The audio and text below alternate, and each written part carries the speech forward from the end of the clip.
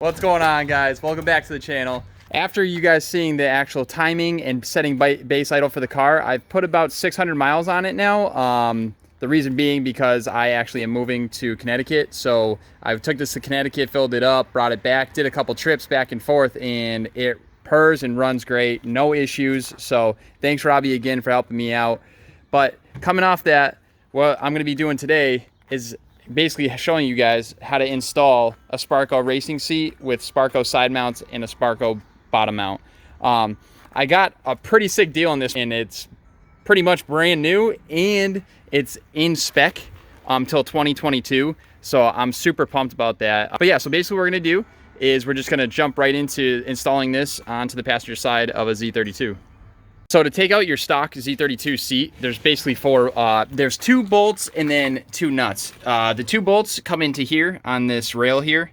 So these are 2 14mm bolts, and then the nuts go in the back here. I'm pretty sure, I think those are 14mm. They might be 16, but I have grade 8 hardware because I lost the old hardware. So I have grade 8 hardware. These are actually 17mm nuts here. So going off of that, you're gonna take your seat out. Then you're gonna have to go run to your auto parts store or hardware store and get a bunch of hardware. So the side mounts here actually come with the hardware that you already need, these Sparco side mounts. So that's pretty sweet. So that saved me a lot of time instead of trying to bring the seat to the hardware store, try to find out like the right pitch and such. So it comes with that, so that's super easy. What you mainly have to go to for hardware is for putting the side mounts to the bottom mount. For my driver's seat, it was a little bit tougher just to the fact that I don't have it on a slide rail, so I'd have to sit the seat down and then take it out. Sit the seat down, take it out until how I liked how far it was from the wheel and such like that. For the passengers, this is gonna be the easiest setup because they're just gonna get in, sit in, and shut up basically. So practically I already have this matched up. As you can see, bolt hole here, bolt hole here, bolt hole here, and then bolt hole here. I wanted to make sure that there's going to be enough room from the front and the back holes. So basically, if we do move this, it was about this second hole here, and it mainly matches everywhere. Or it's the third hole, I'm sorry. So the third hole from the front and the third hole from the back.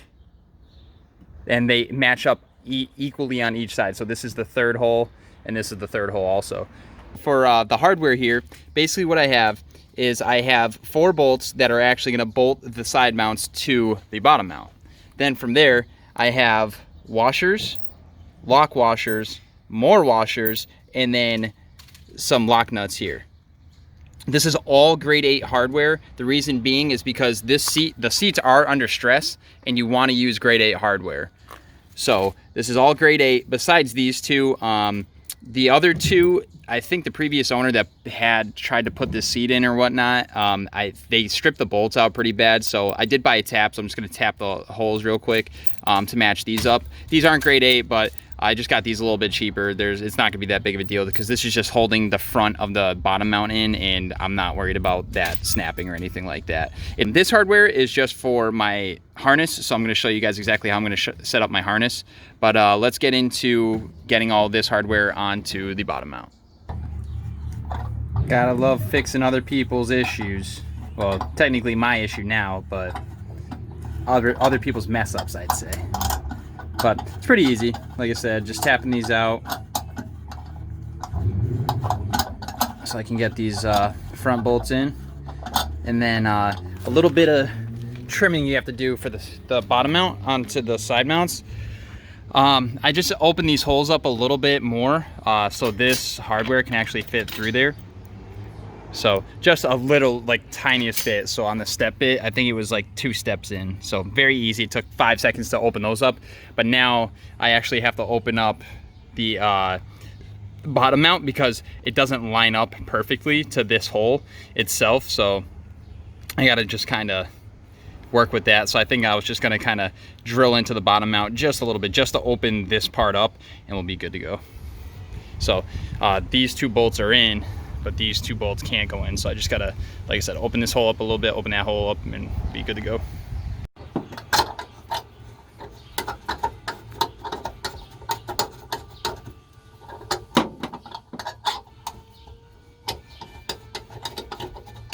Now for the test.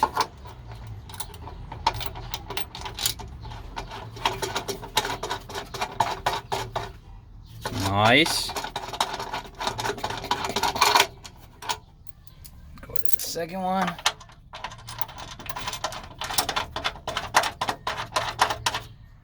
Perfect. All right, guys, so everything's all set. Everything's bolted in, bolted down.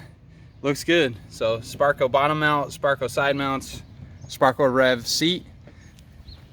Now, just to put it in, which should be super simple because it's all, the bottom mount's made for a Z32. So now I got the seat in, okay? I ran my harness where I'm gonna put everything. So now what's pretty cool about Z32s is they actually have some holes that are OEM and then some holes that you're gonna have to drill yourself. The two holes that you're gonna have to drill yourself, okay, are the 5-point, so the 5th point here that runs under the seat. The best way to do it is basically jack the car up and mark from this hole back of where you're gonna wanna basically run it. But practically what I did on this side, I'll show you guys.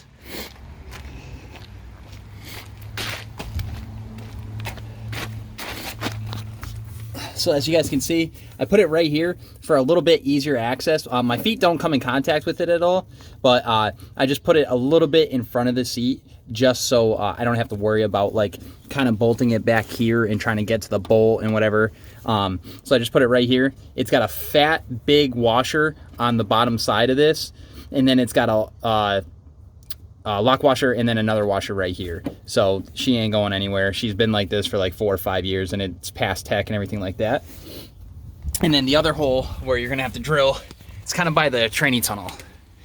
So now you can probably bolt it up to the actual bracket here for the bottom mount, but I don't know if that would pass tech or not. What I did is basically practically the same thing. Nice big washer on the back, drilled through the training tunnel into here and just bolted it up like that. So big, nice, yeah, like a lock nut on there and then a big washer. And then I also have a lock washer on this side with another washer.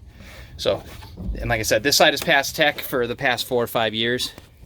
So coming back on the passenger side, I'm gonna have to draw like an invisible, I basically just run it right across this line here.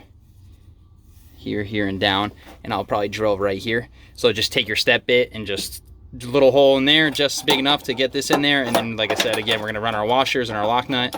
We'll be good to go. And then, let me get over here. The point where I was telling you guys about actually not having to drill or do anything, that there's already tapered holes. So under your carpet, I'll get you guys in here. So under your carpet, there's gonna be a hole right here. So this hole, you're gonna be able to just put, it's already threaded for your harness bolt, and it just goes right into here. So all you gotta do is run a washer and a lock washer and you're good to go. And then moving on back here, and then where the OEM seat belts used to go. Right there, and then the one up here. And right there. And you're good to go. So my kit didn't come with washers or lock nuts for base or lock washers for these, so that's I'm gonna just unscrew these really quick, put them back in, and be good to go. Well, as you can see, I ran the washer and the lock washer on this side already. So yeah, super pumped. By the way, these Bridge Moto harnesses are so clean and so dope. So this is their previous model that they had with the silver hardware. The newest model, which I just got in about a week ago or 2 weeks ago, it comes with black hardware, and I think the black hardware looks so gangster. So I'm probably gonna be selling this harness. It's mint, clean, awesome. So if you guys are interested, hit me up in the comments, send me a DM, but I think I'm gonna sell this one just so I can match the black hardware because I really like the black hardware. But perfect. Sparco Rev seat, Sparco Rev seat. But as you guys see, it actually was pretty easy to get the seat in there and get the harness in there. Again, it looks amazing, and I'm so pumped that I actually have matching seats and harnesses now. It makes the car look 5 times better, even though it looks pretty dope already, but it just looks so good. And again, Bridge Moto's customer service is so sick. Like, they're so helpful and so knowledgeable, and as soon as I told them exactly what I had, they were like, all right, this is what you got to get. So it looks amazing. So like I said, now the goals goals are getting a cage done by Sean Liddy at Ringleader Racing.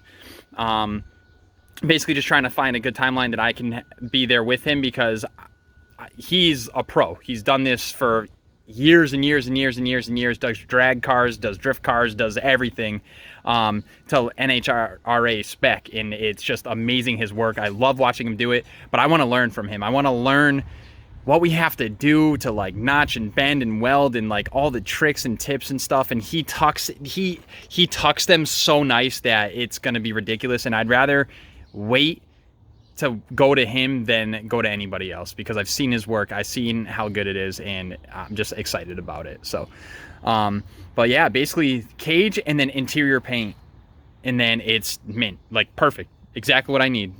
Like I would not want to do anything else to this car. Maybe a fuel cell down the road, but as of right now, it's simple, it's easy, and it's perfect. So I'm super pumped and so thankful for this. Like I'm so happy. Like you guys don't even understand how happy I am. Like it looks so good. Like this has been a goal to get this seat, to get this harness for a long time now, and it's finally here, and I'm just taking it in before the big move and stuff. So it's awesome. Got her all parked away, good to go. Now to go put some more miles on this girl. She looks so freaking good, man. Like, oh, actually, I'll get you guys a little bit of full motor footage here.